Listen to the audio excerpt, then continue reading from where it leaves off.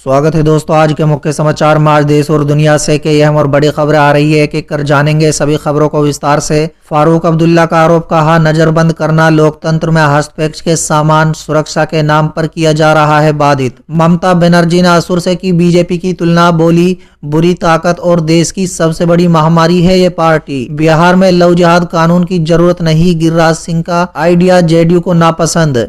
TMC ने साधा निशाना, बंगाल में बीजेपी के पास कोई नेता नहीं, बाहर से ला रही है नेता। 2022 के उत्तर प्रदेश विधानसभा चुनाव में पूरी तैयारी से उतरेगी ओवैसी की पार्टी। उत्तर पूर्व दिल्ली में दंगे के मामले में तिहाड़ में बंद छात्र कार्यकर्ता गुलबशा फातिमा को मिली जमानत। जेडीयू के प्रदेश उपाध्यक्ष प्रोफेसर महेंद्र प्रसाद सिंह का कोरोना से निधन, सीएम नीतीश ने जताया शोक। अधीर रंजन चौधरी बोले, कपिल सिब्बल हमारे नेता नहीं जो हर बयान पर जवाब दिया जाए। बिहार के बाद अब बंगाल में टीएमसी का रास्ता काट सकती है ओवैसी की पार्टी, 30% मुस्लिमों पर है नजर। राजस्थान के 8 जिलों में नाइट कर्फ्यू, मास्क न पहनने पर 200 की जगह 500 रुपए का लगेगा जुर्माना।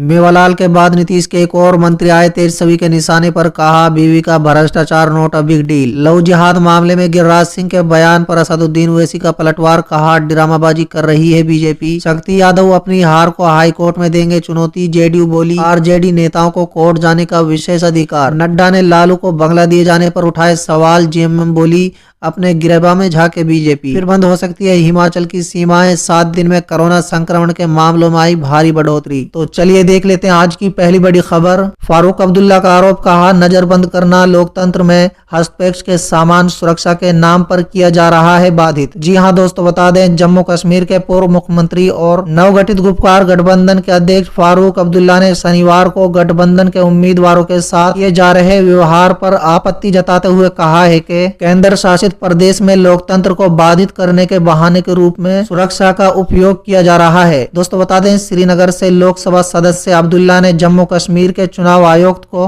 लिखे पत्र में कहा है कि कुछ चुनिंदा लोगों को सुरक्षा प्रदान करना और बाकी को वस्तु नजरबंद करना लोकतंत्र में व्यापक हस्तक्षेप के सामान है। चलिए अगली खबर। ममता बनर्जी ने असुर से की बीजेपी की तुलना, बोली बुरी ताकत और देश की सबसे बड़ी महामारी है ये पार्टी। जी हाँ दोस्तों, बता दें पश्चिम बंगाल में आगामी विधानसभा चुनाव 2021 को लेकर राजनीतिक पार्टियों ने अभी से काम करना शुरू कर दिया है। दोस्तों बता दें, राज्य की सत्ताधारी पार्टी तृणमूल कांग्रेस और भारतीय जनता पार्टी में तकरार अब तेज हो गई है। टीएमसी प्रमुख और मुख्यमंत्री ममता बनर्जी ने बीजेपी पर निशाना साधते हुए पार्टी को सबसे बड़ी महामारी व अविल फोर्स यानी बुरी ताकत बताया है। दोस्तों इतना ही नहीं, सीएम ममता ने अपने बयान में बीजेपी की तुलना असुर से की है। दोस्तों गौरतलब है कि अगले साल पश्चिम बंगाल में विधानसभा चुनाव होने हैं, जिसको लेकर राज्य की राजनीति में उबाल आ गया है। दोस्तों इसी बीच सीएम ममता बनर्जी का गुस्सा बीजेपी पर फूट पड़ा है। दोस्तों बता दें, उन्होंने आरोप लगाते हुए कहा है कि बीजेपी राजनीतिक लाभ लेने के लिए राज्य में तनाव को भड़काने की कोशिश में है। ममता ने पार्टी को बुरी ताकत और भारत की सबसे बड़ी महामारी बताया है। सीएम ममता बनर्जी ने कहा है कि एक तरफ हमारे सामने कोविड-19, डेंगू, मलेरिया जैसी चुनौती है, वहीं दूसरी तरफ भाजपा है जो देश की सबसे बड़ी महामारी है। ये एक बुरी शक्ति की तरह है। चलिए अगली खबर। बिहार में लव जिहाद कानून की जरूरत नहीं, गिरिराज सिंह का आइडिया जेडीयू को नापसंद। जी हाँ दोस्तों, बता दें देश में एक तरफ जहां लव जिहाद जैसे कानून को लेकर बहस छिड़ी हुई है, बीजेपी शासित प्रदेशों ने लव जिहाद के खिलाफ कड़े कानून बनाने का फैसला लेना शुरू कर दिया है, तो वहीं दूसरी तरफ बिहार में ऐसे किसी कानून को गठन की गुंजाइश नजर नहीं आ रही है। दोस्तों बता दें, बीजेपी सांसद और केंद्र मंत्री गिरिराज सिंह भले ही बिहार में लव जिहाद कानून बनाए जाने की वकालत कर रहे हैं, लेकिन जेडीयू ने इसे सरे से ही खारिज कर दिया है। दोस्तों बता दें, 2 दिन पहले गिरिराज सिंह ने कहा था कि बिहार में भी लव जिहाद के खिलाफ कानून बनाए जाने की जरूरत है। दोस्तों बता दें, गिरिराज सिंह के इस बयान को लेकर जेडीयू सहमत नजर नहीं आ रही है। जनता दल यूनाइटेड के प्रदेश अध्यक्ष वशिष्ठ नारायण सिंह ने गिरिराज के इस मांग को ये कहते हुए सरे से ही खारिज कर दिया है कि उन्हें किसी व्यक्ति के बयान को तवज्जो नहीं देनी चाहिए। वशिष्ठ नारायण सिंह ने कहा है कि बिहार में सांप्रदायिक सौहार्द और शांति है और इस पर कुछ बोलने का मतलब नहीं बच जाता है। चलिए अगली खबर। टीएमसी ने साधा निशाना, बंगाल में बीजेपी के पास कोई नेता नहीं, बाहर से ला रही है नेता। जी हां दोस्तों, बता दें तृणमूल कांग्रेस ने शनिवार को आरोप लगाया है कि बीजेपी पश्चिम बंगाल विधानसभा चुनाव से पहले बाहर से पदाधिकारियों को ला रही है, क्योंकि उसके केंद्र नेतृत्व को स्थानीय नेताओं पर भरोसा नहीं है। दोस्तों बता दें, टीएमसी सांसद ककाली घोष दस्तीदार ने पार्टी मुख्यालय में एक प्रेस कॉन्फ्रेंस को संबोधित करते हुए कहा है कि बीजेपी ने झूठ तैयार करने की फैक्ट्री खोल रखी है, जिन्हें उसकी दुष्प्रचार मशीनरी के जरिए फैलाया जाता है। चलिए अगली खबर, 2022 के यूपी विधानसभा चुनाव में पूरी तैयारी से उतरेगी ओवैसी की पार्टी। जी हाँ दोस्तों, बता दें सांसद असदुद्दीन ओवैसी की पार्टी ऑल इंडिया मजलिस इत्तेहादुल मुस्लिमीन आगामी वर्ष 2022 में उत्तर प्रदेश विधानसभा के आम चुनाव में पूरी तैयारी से उतरेगी। पार्टी की प्रदेश इकाई की शुक्रवार को यहां हुई बैठक में बूथ स्तर पर संगठन का ढांचा और मजबूत किए जाने की रणनीति पर विचार किया गया है। दोस्तों बता दें, पार्टी के प्रदेश अध्यक्ष शौकत अली की अध्यक्षता में हुई इस बैठक में प्रदेश के मुस्लिम, दलित व पिछड़े वर्ग के लोगों को पार्टी से जोड़ने के लिए राज्य स्तर पर अभियान शुरू करने का निर्णय लिया गया है। दोस्तों बता दें, प्रदेश अध्यक्ष शौकत अली ने कार्यकर्ताओं से कहा है कि प्रदेश में मुस्लिम, दलित व पिछड़े को उनके हाल पर छोड़ दिया गया है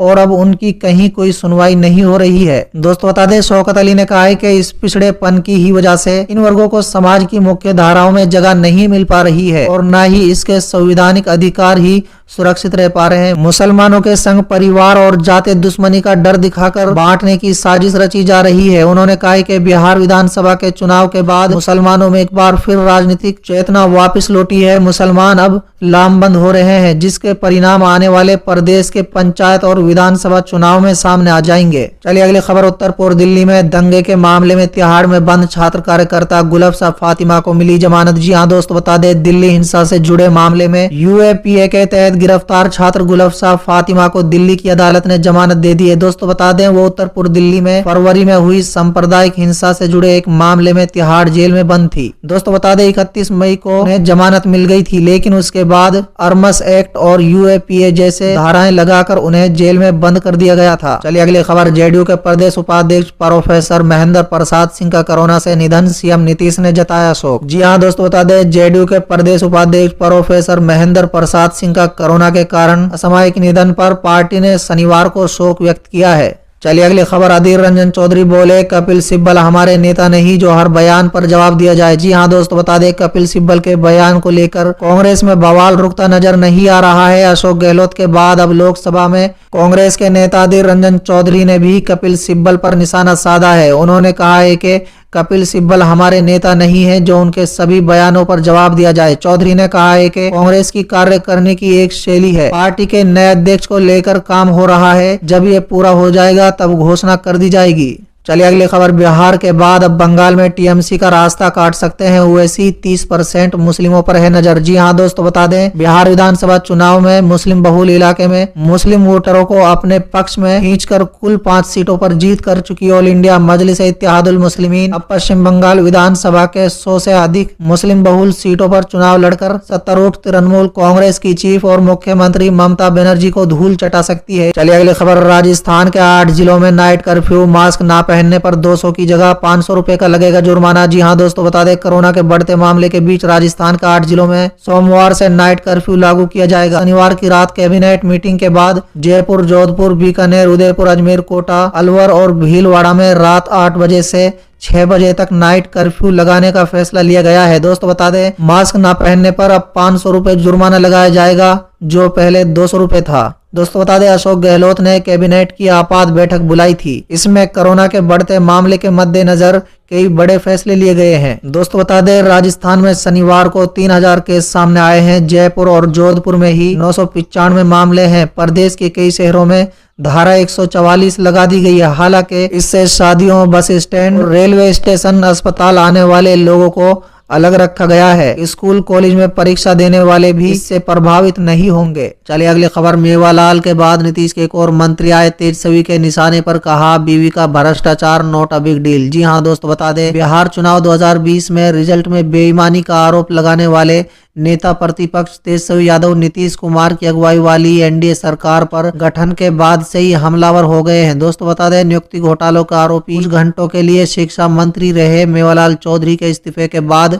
अब तेजस्वी के निशाने पर नीतीश कुमार के एक और मंत्री अशोक चौधरी आ गए हैं। दोस्तों बता दें तेजस्वी ने रविवार की सुबह ट्वीट करते हुए कहा है कि साहित्यिक चोरी के दोषी मुख्यमंत्री माननीय नीतीश जी के मुकुटमणि जेडीयू के कार्यकारी अध्यक्ष और मंत्री श्री अशोक चौधरी की पत्नी पर बैंक से करोड़ों की धोखाधड़ी और जालसाजी का आरोप है। सीबीआई जांच कर रही है और कोर्ट में केस चल रहा है। इनकी निष्कपटता देखिए कहते हैं बीवी का भ्रष्टाचार नॉट अ बिग डील। चलिए अगली खबर, लव जिहाद मामले में गिरिराज सिंह के बयान पर असदुद्दीन ओवैसी का पलटवार, कहा ड्रामाबाजी कर रही है बीजेपी। जी हां दोस्त, बता दें बिहार में लव जिहाद के खिलाफ कानून लागू करने का केंद्रीय मंत्री गिरिराज सिंह ने समर्थन किया और दावा किया कि ये विषय देश के राज्यों में परेशानी का सबब बन गया है। गिरिराज सिंह अपने बयान पर अड़िग हैं। इसके बीच ऑल इंडिया मजलिस इत्तेहादुल मुस्लिमीन के प्रमुख व लोकसभा सांसद असदुद्दीन ओवैसी ने भारतीय जनता पार्टी पर हमला बोला है और कहा है कि वो बेमतलब का मुद्दा खड़ा कर रही है। असदुद्दीन ओवैसी ने लव जिहाद के मुद्दे पर संवाददाताओं से बातचीत करते हुए कहा है कि